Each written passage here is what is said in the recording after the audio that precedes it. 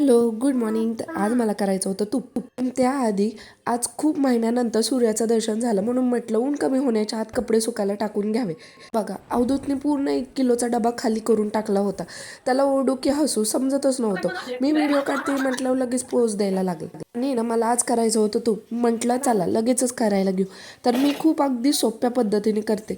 ते करताना जास्त भांडी पण लागत नाही आणि लोणी काढावं पण लागत नाही.